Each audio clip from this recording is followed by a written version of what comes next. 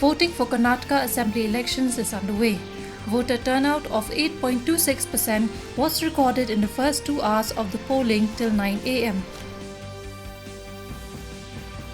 Prime Minister Narendra Modi will be on a day-long visit to Rajasthan today. Modi will also inaugurate, dedicate and lay the foundation stone of various development projects worth over 5,500 crore rupees in Nathdwara. Manipur government has said that it will help in the resettlement of families affected by recent mob violence. Former US President Donald Trump has been called for the first time found liable for sexual abuse against magazine columnist E. Jane Carroll.